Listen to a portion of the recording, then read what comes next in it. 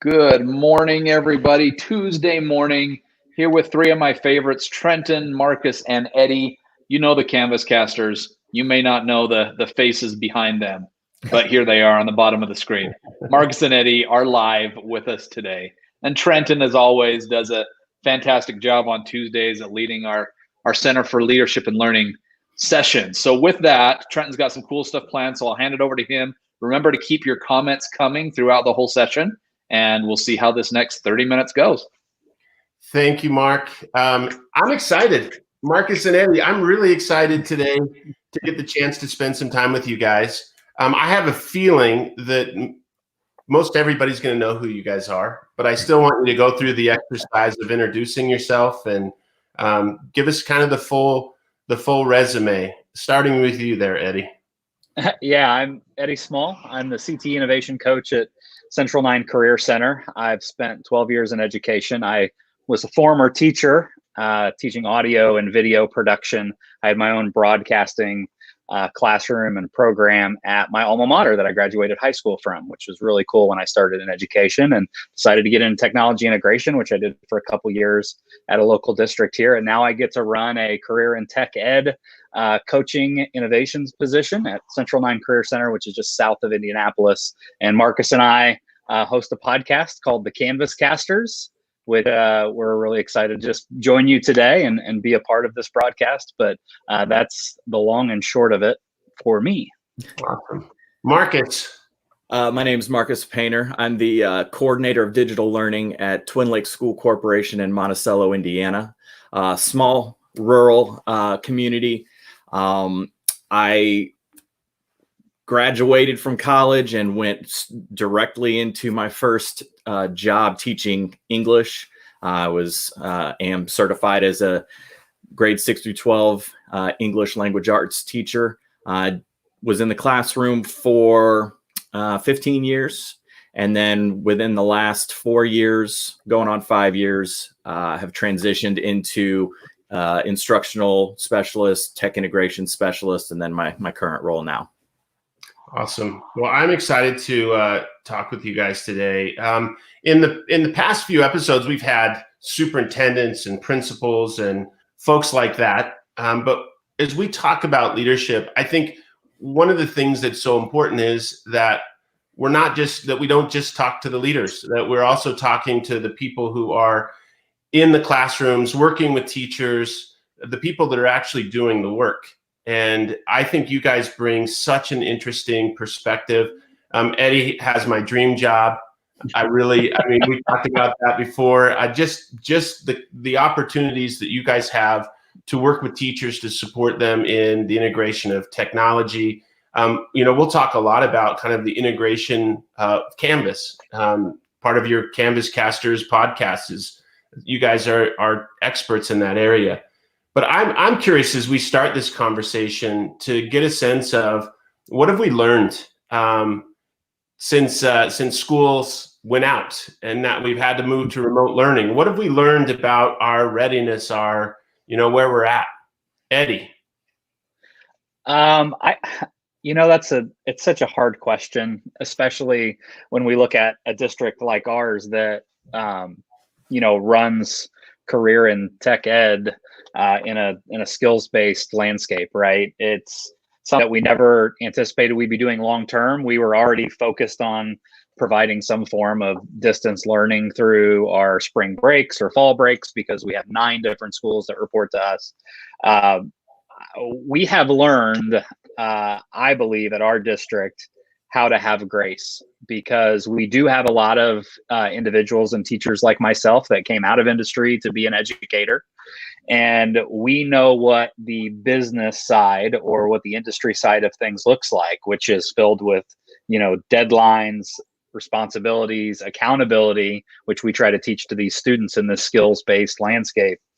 And I don't necessarily know if a lot of our teachers at the beginning of this did that regularly in the classroom, because if they go to a job and they aren't held accountable, they're going to be fired because I'm a welding teacher or I'm a precision machining teacher, and that's the way the industry and the world works.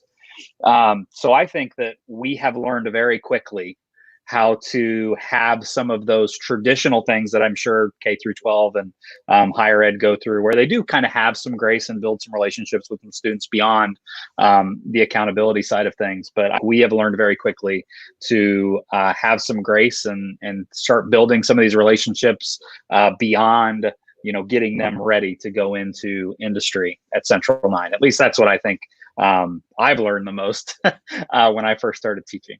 So yeah, I think that's it. I like the way that you articulated that. I like that sense of, having to think about, that element of grace for our students, for our teachers. Marcus, what have you learned?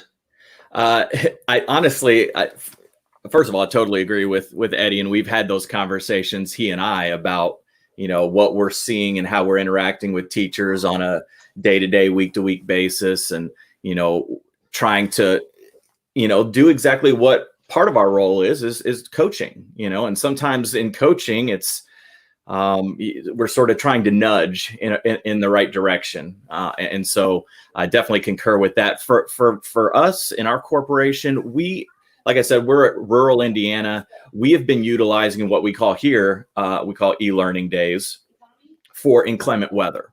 And in my district, being rural, we on a given year will have probably 5 to 6 canceled days because of weather, where we have been historically delivering content digitally using Canvas and also Google Classroom.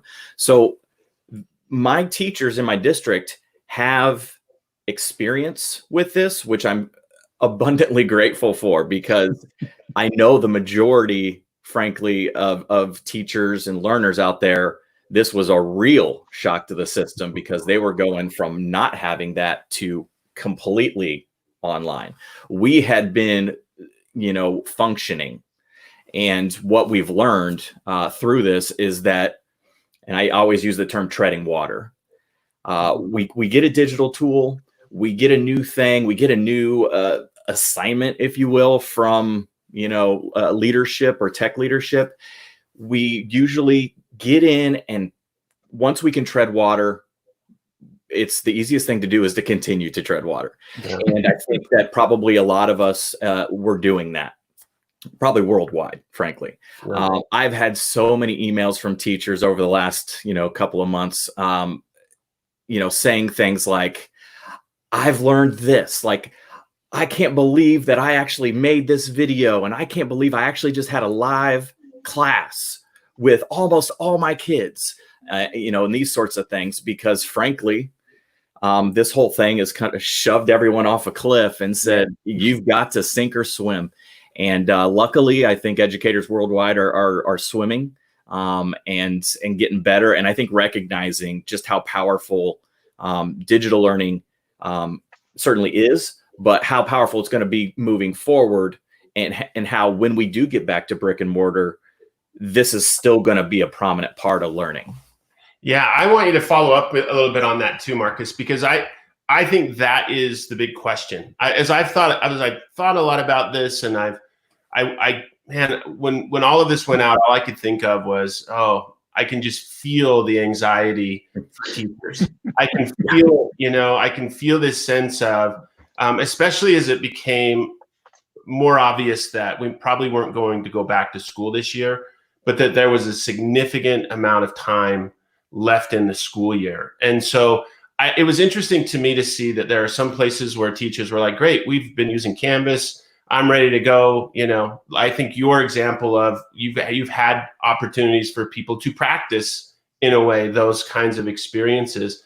But I've also seen where teachers are just tossed. They are like, man, I'm having to learn new things. I'm having to not only try to learn how to connect with my students in a new environment, but I'm also trying to manage this at home while I have children climbing on top of me, or whatever other life issues, or my husband or my significant other is in the other room on a Zoom call screaming and yelling, and I can't, that never happens. No, it's always very comforting and very calm in every household. Yeah, and Marcus and I we live with 2 educators, so Yeah. You know, we're our wives are both in education. My wife's a third grade teacher, so this is, you know, something that I don't think anybody anticipated. But we've been lucky in Indiana. Like Marcus said, I think our state has probably, I wouldn't, you know, say we were the leader, but we're definitely leading the way in distance learning for a long time. There were a lot of people that had these opportunities to practice, you know, for a consistent amount of time. But I think that it's been a struggle. It really is. Like you said, that anxiety level has been pretty high, you know, the first few weeks, first month. The last couple of weeks have been better. It's near the end of the year. Marcus and I talked the other day, and it said, I don't know if this is just the normal, like, end of the year, I have a week left of school, leave me alone, or if this is the, okay, people are starting to get it, they're more comfortable. But we always said, like, we were the most interesting people the first couple of weeks of this thing, and now things have kind of calmed down, which is nice, because then we can focus on, you know, doing the important thing, which is try to innovate and design those courses in a way that makes it easier for them next year, because we have no idea what's going to happen. And I think that's such a valuable perspective, because I hear optimism in the way that you're talking about that. I also hear a lot of teachers, or I worry a little bit about the teachers who got thrown off the cliff, have maybe had dabbled in Canvas a little bit, but hadn't really introduced it to their students. And so it's that sense of, man, when I go back, I'm never going to touch Canvas again. I just want to get back into my regular worldview. What do you tell those teachers, Marcus? I'm so glad you asked me. I was going to jump in. I was going to stomp on Eddie big time there. That's not any different than our podcast, right, or anything else. Yeah, just par for the course. But I've actually had that exact conversation with a couple of teachers in terms of, like, what moving forward is going to be for them. I've had a few teachers that have sort of come to me and basically just said, why didn't I listen? Why didn't I pay more attention? And I get it. Like, if I understand that not everybody's quite as geeky as you know, others like myself and Eddie, but what I see and what I've heard from my teachers is that a lot of things along the lines of, man, I'm going to definitely make sure that I get in there early and start making this part of my protocols for class. And that's when I heard that, and I heard that from two separate teachers at the middle school. And the reason why I got really excited when I heard that was because that's what I did when I was in the classroom with Canvas. You know, you show up on day one or week one, and it's all here are the rules, here's the protocols, here are the logistics. We're, you know, for lack of a better term, getting our kids trained to function in school. Yeah. For me, you know, and I was teaching high schoolers, so it was easier. But for me, it was a big part of that was, here's how things are going to go in my class as it relates to this shiny device you've got. And here's how things are going to go in terms of what's going to be in Canvas and how it's going to look and how I'm going to deliver content and where you go to find this stuff. And so my first couple of weeks was a lot of time invested in, you know, teaching the technology. And I think that for us moving forward, I think a lot of teachers are just recognizing that, yeah, you got to talk about the rules and all that, but you really got to get the kids into a comfort level with the primary platforms you're going to function in this case, Canvas. And, you know, you have to spend the time teaching that tech as well, because you want the kids to use that tool to express their learning more. But before you do that, you got to get them comfortable in the thing. And so I've heard a number of teachers say, man, I'm going to get in there. I've learned so much.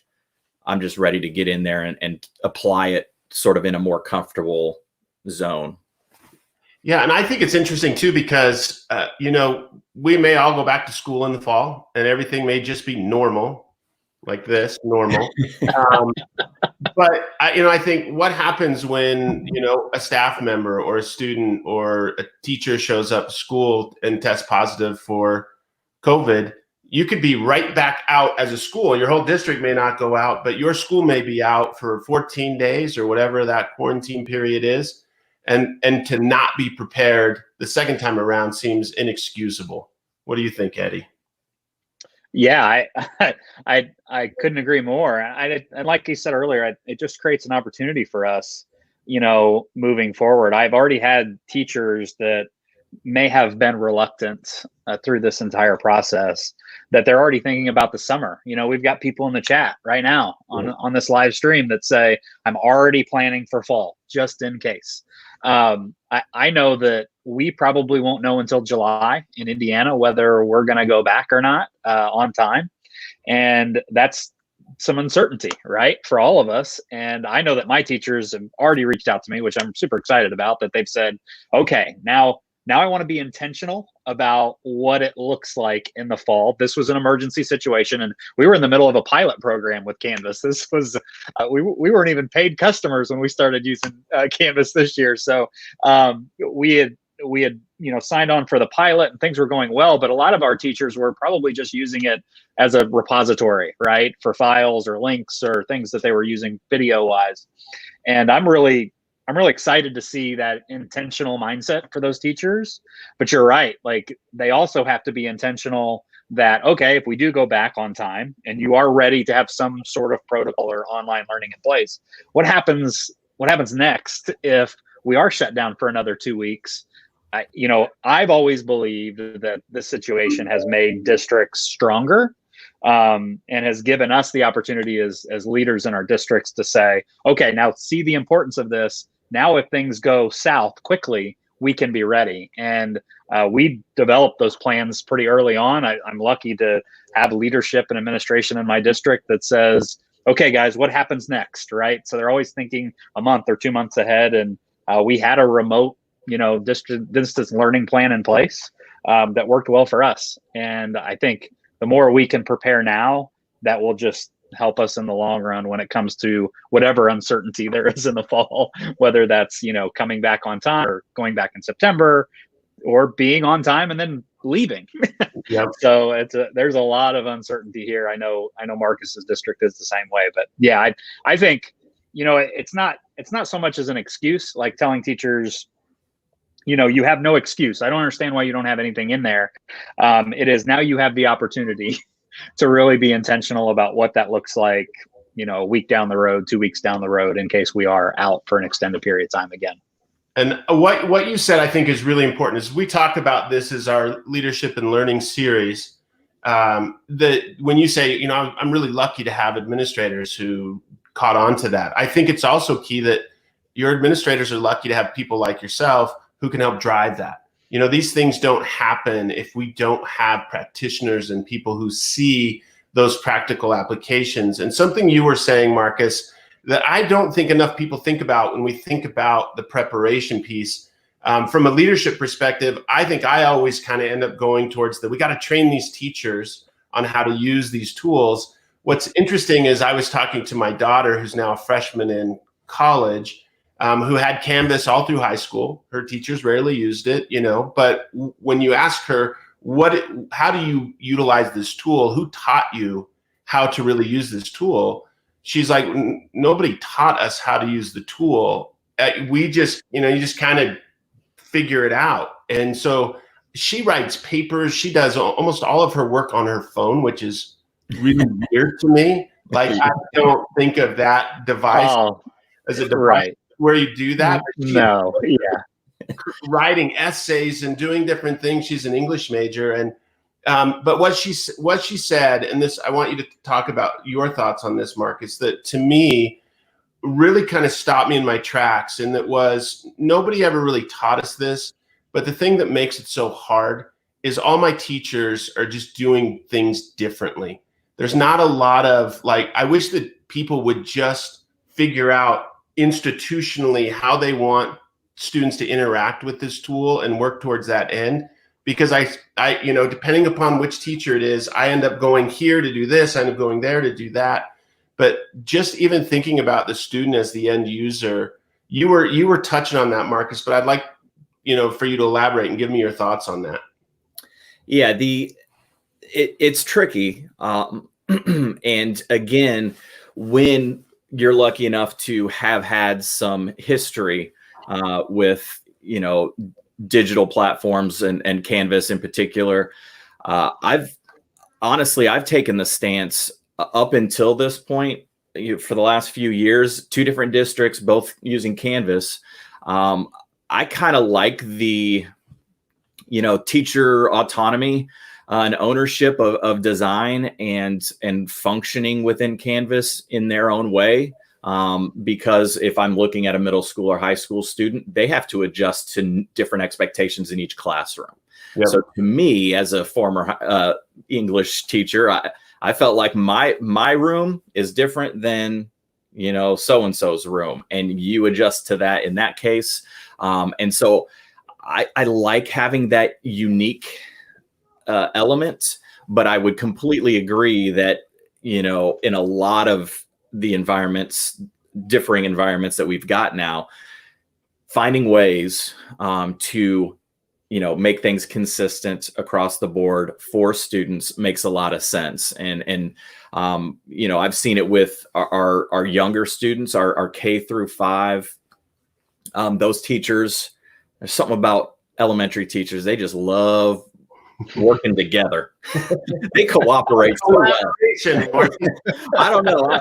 I'm jealous because I don't know if I was doing my best with that in the classroom, but my K-5 teachers, they've got shared files, they've got shared folders, they're building content that's uniform and looks exactly the same when they put it into their LMS.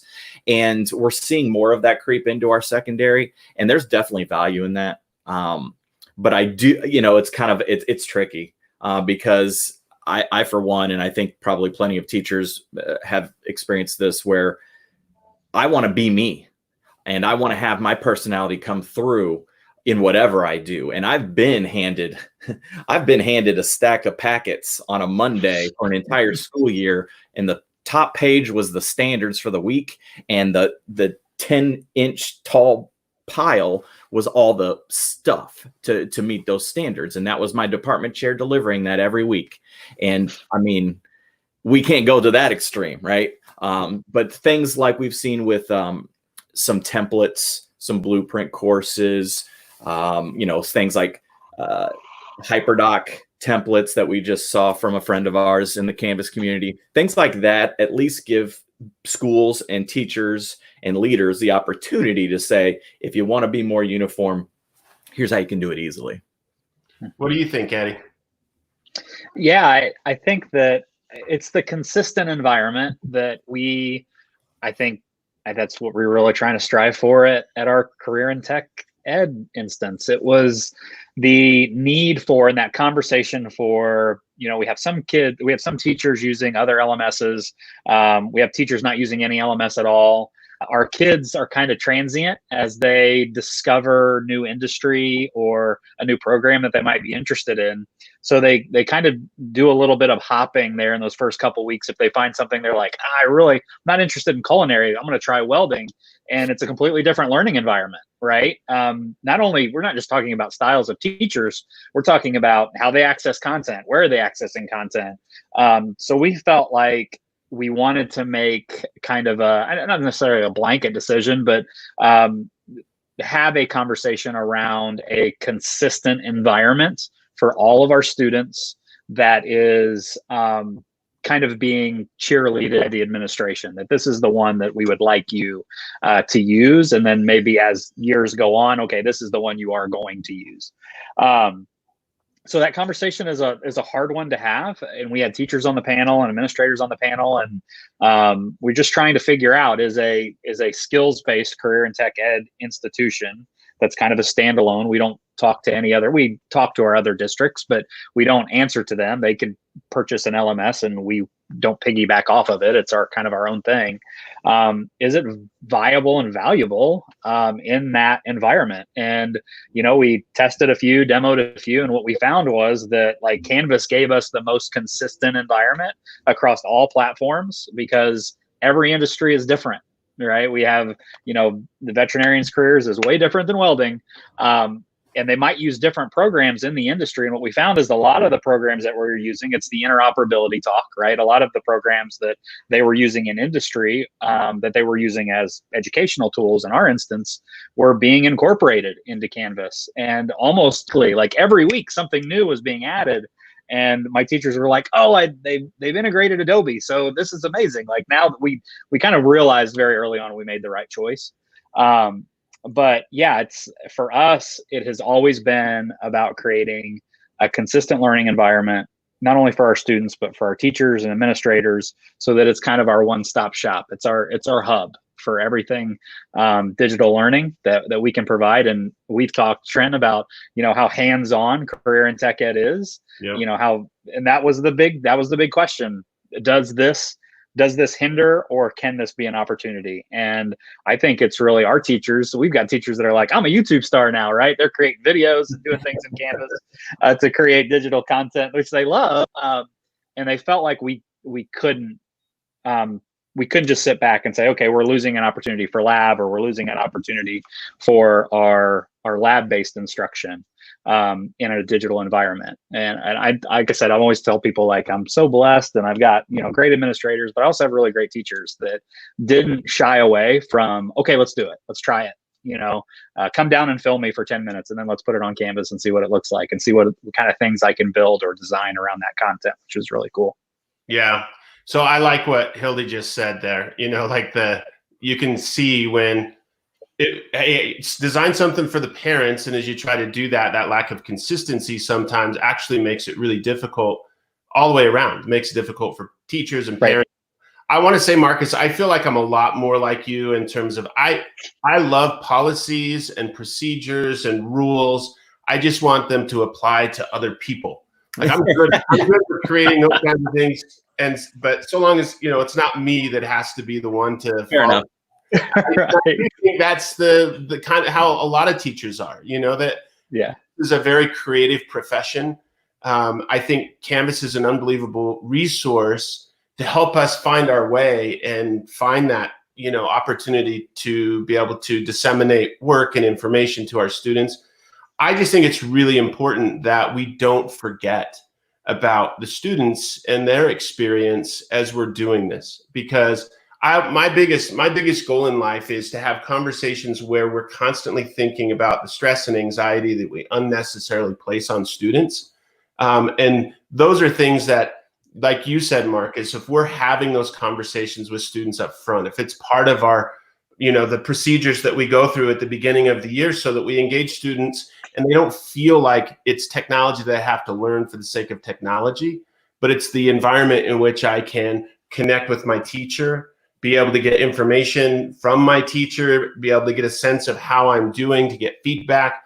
That becomes really powerful. We can take student stress away by utilizing these tools, but we've got to be mindful of that as we go forward. I want to talk about a big one that comes up. Sometimes when we get into our own echo chamber with people who think like we do and are excited about the same things we are, we also miss out on other aspects of the impacts that this event has had on students.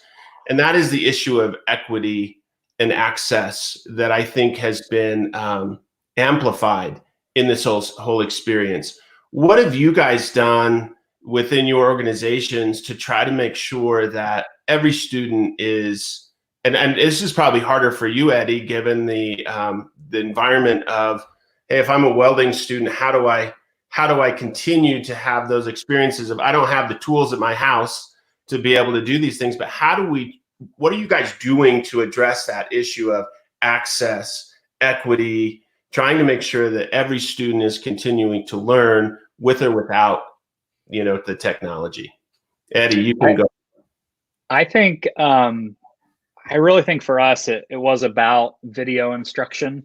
It was a focus on, is there ways that we can add some things to the content that is engaging?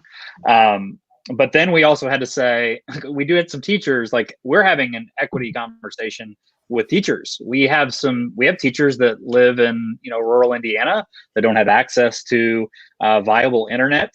Our devices are pretty staggered as far as some teachers have webcam, some teachers don't, some teachers have an iPad.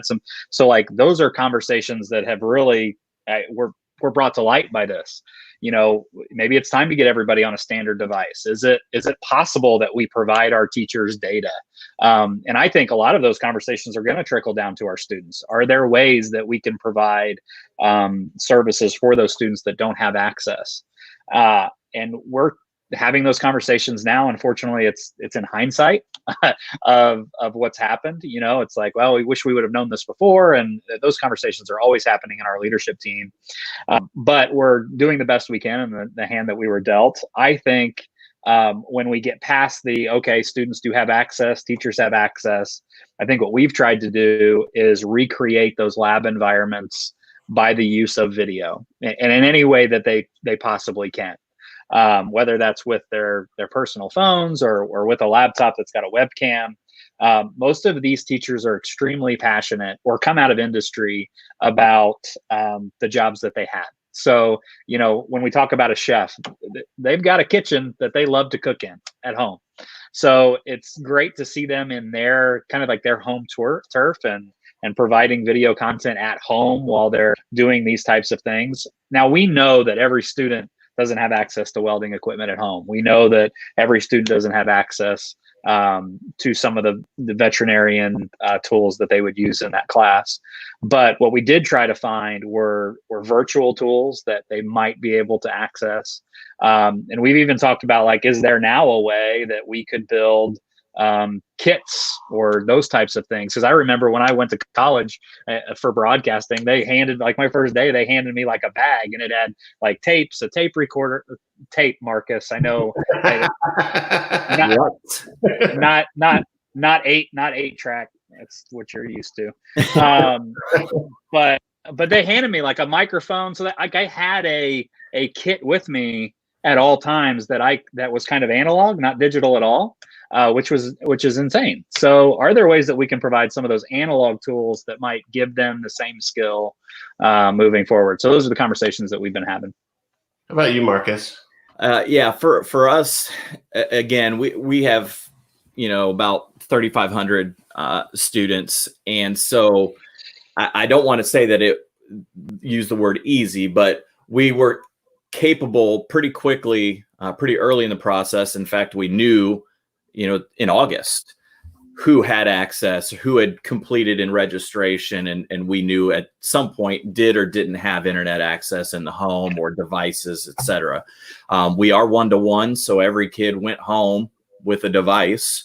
That's not always, all it's cracked up to be necessarily, but it's definitely a heck of a start. We've got all sorts of circumstances, but the thing that we've been lucky with our leadership is these principals in these buildings, they are getting in the car. They are, we've called this household 4 times because, so-and-so's not doing any work and we haven't heard from so-and-so. They're getting in the car.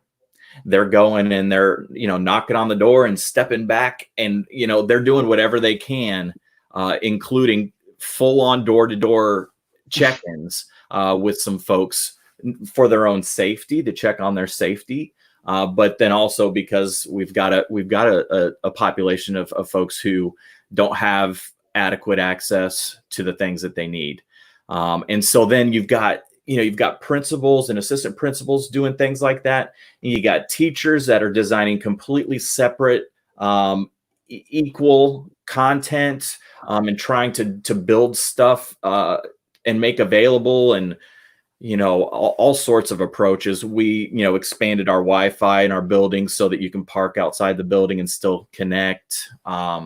You see things about folks having Wi-Fi in their buses and driving the buses out into the community. I love that option. I've always loved that as something that probably all schools should try to consider. And I would love to be in a situation at some point where we have, hot spots that we can, loan out to folks in the community to help facilitate that learning. If we have parts of our community that are almost internetless, regardless of what your income is, because they're that rural. So, again, it goes back to what you said about your daughter. She's on her phone typing an essay. Well, go into this house out, in Burnettsville, Indiana, and you've got one smartphone and you've got 4 kids between grades K through 6, and then we all got to share mom or dad's phone to do home. Like, yikes. Yeah. Well, and I loved what Lisa said that on her quote that was up a minute ago, where she was talking about, I've gotten to the place where, it's just part of the way that I do things, and I think that we have to be mindful, especially, those people who are coaching, those people who are leaders, that it's a process to get teachers from here to there, that it takes some time, and it requires the support and the professional development. And this has probably done more to highlight that need for us to be prepared. And I don't think it's just, hey, be prepared to work from home, but how often are kids unable to show up for school, whether it's an illness or something else that, they may be out of school for a week or 2 weeks. And the idea that we have the tools and the resources to make it so that every student can be a part of what's going on, whether they're in our classroom or not, is, I think, part of the evolution of where we are in today's world. It's an opportunity for us to rethink some of the things we're doing. It's an opportunity for us to, I think, be empathetic and understand that not everybody's had the greatest experience. That those, for a lot of people, this is the thing that was just too much, and as we come back, we're going to have to do a lot of support for people to say it was difficult, but it wasn't the tool's fault. Whatever tools you were using, this wasn't the tool's fault. There was a pandemic that forced us all into environments. And that also translates to our students. What you were saying, Marcus, I think is a big deal, that for a lot of our kids that have access, they may have had a pretty decent learning experience. Those who had parents that were hovering over them and, saying, this is our opportunity, we're going to really get you going. That could be very different for a lot of students who were at home by themselves, maybe, really struggling. I know in a lot of high schools, 20-30% of the kids just didn't show up after in many places. And that might be not access to a device. It just might be, why bother? But those are all things that is worth thinking about the way we utilize these tools. It's more than just a tool. It's how do we support each other? How do we build the professionalism within our ranks so that we are evolving this profession into this space where these types of tools are standard and not, it's not just kind of a thing that people like Marcus and Eddie use. There's guys like you in every school, the ones who get out there and get ahead. But I think it becomes really important that we don't see it as that. Like, this isn't a one-time shot. This is really an opportunity to kind of evolve. Yeah. What are your? I want to piggyback on that. In the early stages, I was given Canvas. We were given Canvas at our school, and we sort of worked through getting to the treading water stage. And then I got to a point where I wanted to be the person helping and coaching, because I was the person who would get in and figure stuff out. And I've always said, Canvas, your LMS in your building it's not icing. It's not icing. It's the flower. Yeah. It is an integral part of the thing that we want. If we're making a cake, you gotta have it. You can have cake without icing. It may not be great, but you can have it without the icing. And so if you think about digital tools and technology in that way as an integral part, a necessary part of the big picture, I think that's a good way to approach it as a teacher. And then that helps kids realize that this is just part of what we do, like you said, Trent. Yep. How about you, Eddie? Yeah, it's just, for us, it's consistency. It is the way that we are providing that instruction, regardless of whether the student is out for a week because they're sick or we're out for months because of a pandemic. That piece has to be ingrained in our instructors and institutions from here on out. And I think that as much as Marcus and I have said, man, this is crazy, like having to do this, virtually and coach these teachers and really be, because we are the fanboys, right? We're focused in on this, but we knew that there were going to be some people we were going to have to drag. But it's provided that opportunity to say, okay, you've spent your time, over the last couple of years saying, I'm kicking and screaming, I don't want to do this, I don't want to do this. And now that you can say, okay, I did it because I had to, somebody pushed me off the cliff. Can I now be intentional about providing that consistent experience across the board? Yeah, and those teachers are the ones that are super empowered right about now. Oh yeah. Those, when I get the email that says I just made my first Loom video and I put it into, Canvas, or I just used Media Recorder for the first time, they're emailing me to like pat them, like they want to celebrate what they did, which I love. Right. And they want me to know. They want me, like, you would never shut up about fill in the blank. And now I've done it and I did it successfully and I want to do cartwheels and that kind of thing. I really hope that kind of momentum sort of continues into the summer when teachers do get a little bit of a break, but then are able to start thinking about moving forward. It's like, hopefully there's that confidence and that momentum. Hopefully that carries on. Yeah. Right. I think I love that. And I actually, as you're talking about that, I'm thinking to myself, I'm the kind of person that gets really excited when I do little things like that. Yeah, absolutely. Because there's so much in the world of technology that's overwhelming, that it doesn't take much, how much can I actually do as a teacher before it starts to impact what I'm doing elsewhere. I have to be very selective. And so I'm going to ask you guys one final question. And before you answer, I want you to really think deeply about this. This is your one shot. And if you get it wrong, it could be hugely impactful for others. So great.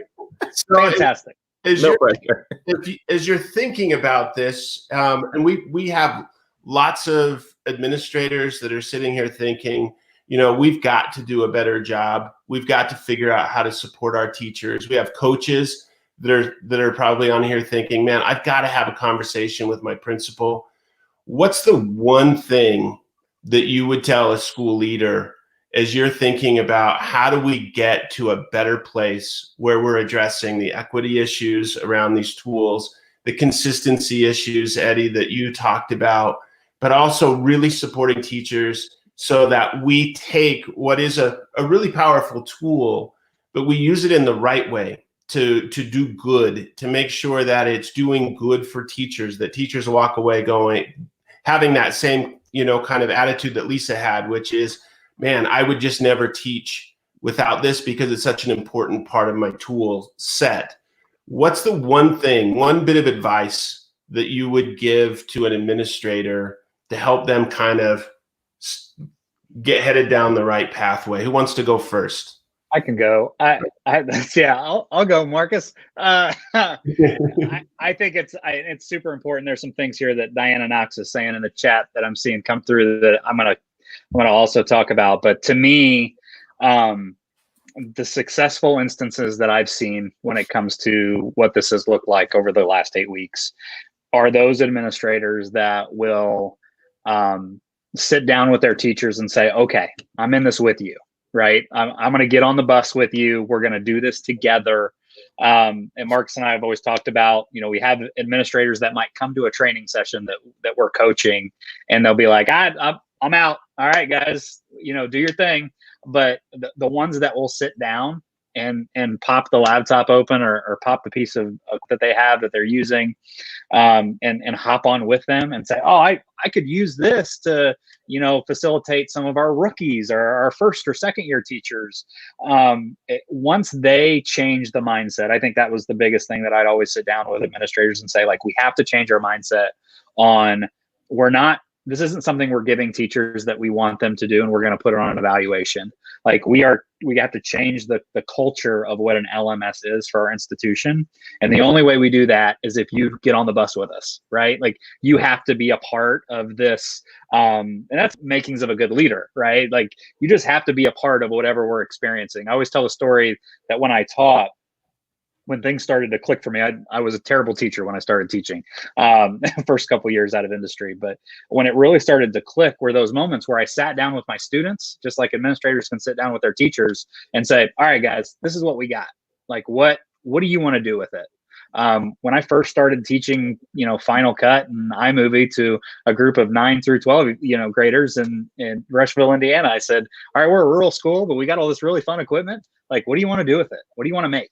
And I think that was an important conversation to have. So I always fall back on that, because I think administrators tend to forget that they were educators once and they got into this field to make an impact on students. So let's sit down with the teachers, let's get feedback from them, and let's find out what it's going to take to make things better.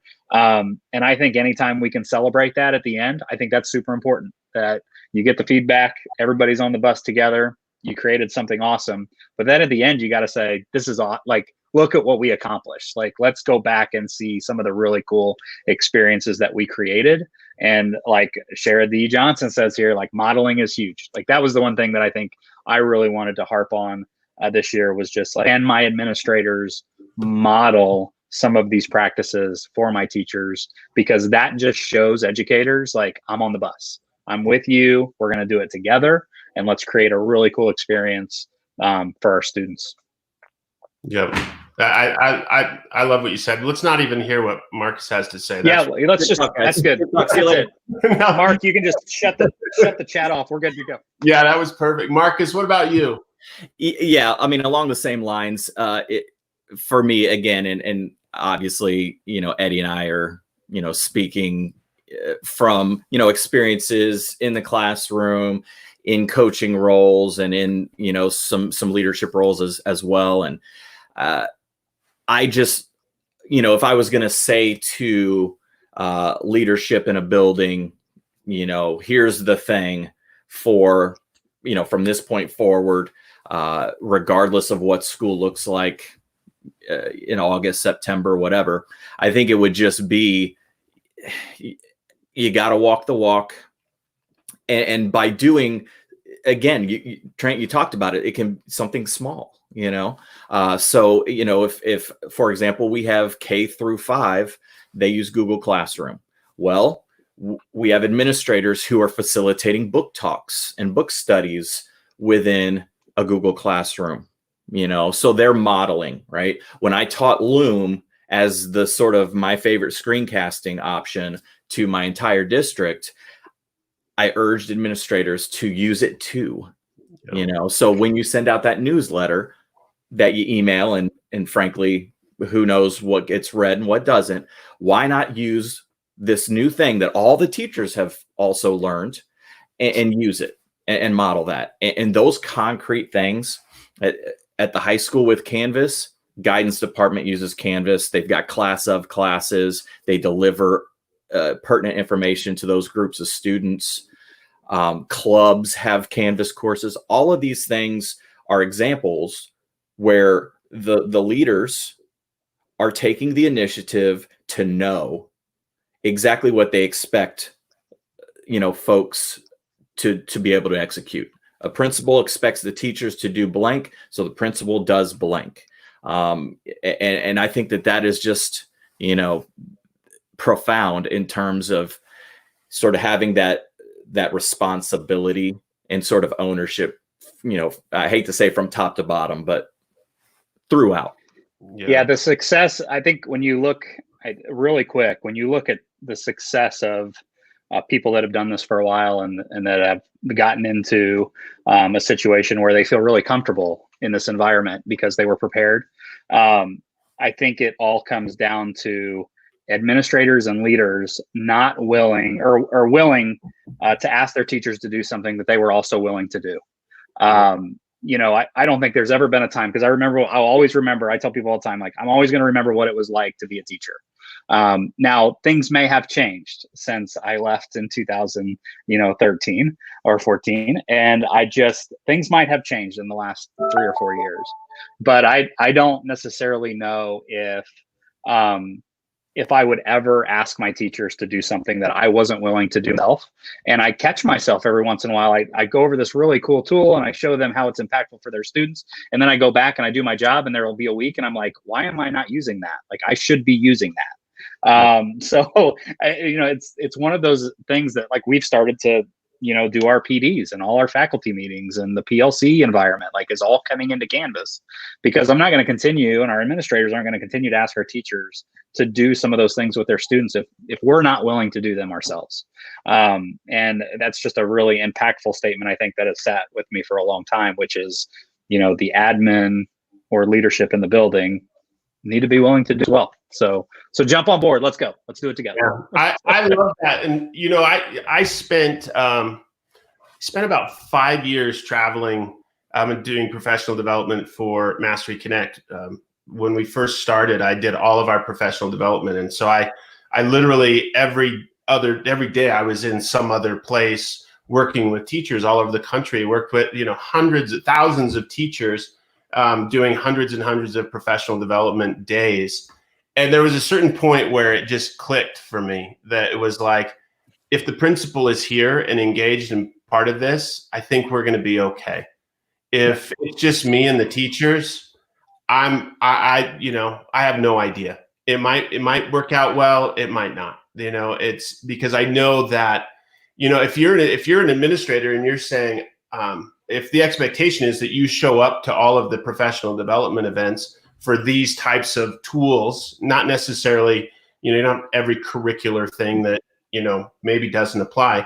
But if you find yourself going, man, I just don't have time to go to all these PD sessions for all these tools we bought, maybe you bought too many tools, and maybe your teachers might be feeling exactly the same way. And if you do have that as I'm going to be there, I am going to learn these tools because I think it's important, it does allow you to gauge what it feels like to be a teacher. Our teachers sit in way too much professional development, trying to learn things that somebody else somewhere else thought was really important, but didn't take into context all of the other things that we've been asking them to do from maybe disparate sources. So I love that advice. I think it's sage advice. I really appreciate you guys. I want to end on something Lisa Perry said is on her last comment, where she said, Canvas is not meant to replace the teacher. And to me, so often when we start talking about tech, it's always this magical thinking about how tech is going to magically do something. I've never had that experience where tech does anything great where there wasn't a teacher behind that, driving that and making great things happen, utilizing those tools. And I think that's so important, especially for leaders, to remember that the way great things happen is when we empower and support the development of our teachers in this work. And the work that you two are doing is inspiring. It's inspiring to me, and I can't tell you how much I appreciate the opportunity to be able to spend some time with you guys today. So thanks for joining us today. I really appreciate it. Yeah, thanks for having us, for sure. Thank you. It was good. It was fun. Thanks everybody else as well, and thank you, Mark, for supporting us. Mark's in the cloud, always. Always.